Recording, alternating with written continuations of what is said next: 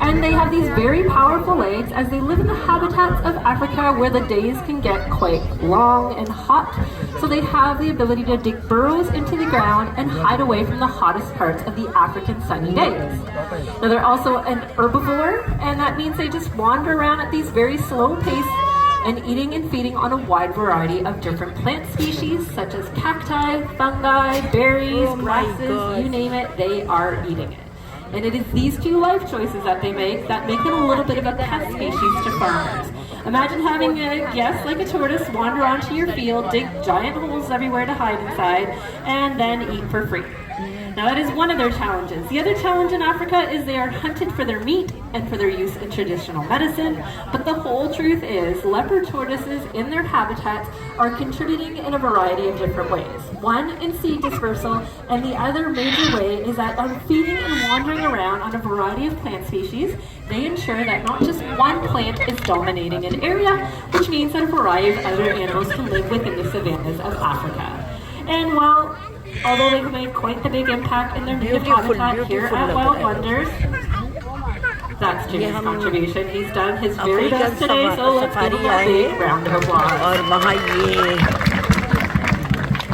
Okay, my first reptile with a shell. There is only one kind of mammal with a shell. Does anybody know what that is? Armadillo, that's right. So there's different types of armadillos, but we here at African Lion Safari have the three-banded armadillo. So I'm going to be introducing you to our pair. This pair is Diego, and he will commence his own little exercise routine as he warms up across the front of our amphitheater. And then Diego, take our time with Chloe here and show you how the three-banded armadillo, full grown at this size, is the only type that can close up completely into a ball. So you'll see the triangular shape to the top of their head and then their tail meeting right within that same spot. Other armadillo species, when closed up to protect themselves, will have a little bit of their undersides exposed, of course. Now, armadillos are what we call an omnivore. What exactly does that mean? Well, they're feeding on a variety of different plants and seeds, but really what they love to eat is what contribution they make to their environment, and that is eating and feeding on insects. So they have very long front nails. They can stir up the soil to dig into it and feed off of the variety of different food. But Dora and Diego have certainly done an excellent job showcasing their true personalities out here today. Let's hear it for the two of them. All right, well, we all have another South American species making her way in, but this time a little different. We're going to talk about invasive species and the impact that makes. So our next guest is Joanna. Joanna here is a beautiful lizard. She is a black and white Argentine tegu.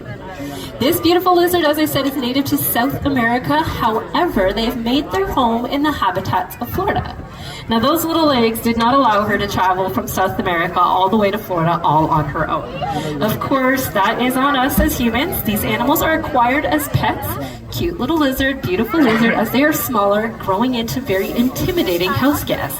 Now, when they are full grown, 3.5 feet for females, 5 feet for males, very strong bite. This lizard is predominantly a carnivore, so they're feeding on other animals. Their bite is very powerful to be able to do so. And how does she protect herself? Well, that big long tail even acts as a whip. So when feeling threatened or afraid, she would use her tail in order to whip and keep any predators or danger at bay. So just imagine acquiring a cute little lizard as a pet, and it grows into this very intimidating house guest. So what is happening is they are released into the habitats of Florida, surviving and thriving. Hence, this isn't the only type of reptile that this is happening with in Florida. There is a variety of different species that are taking over the habitat and becoming quite problematic. So we like to say that Joanna isn't just a pretty face here at Wild Wonders. She's a little bit of a reminder to us all to remember when we acquire a pet, the long-term impact they will make on our lives, and just how it is important to be responsible with our environments. So that was Joanna, our black and white tegu. Okay, I'm going to make a little bit of a mess after talking about being responsible with the environment, but that's because we're not the only ones in charge of that. Of course, there are animals on this planet that are willing to help out and do so. So I'd like to introduce you to a scavenger. His name is Crojo. Crojo is an African pied crow. So he's going to make his way on out here today and clean up these cans I've just tossed around.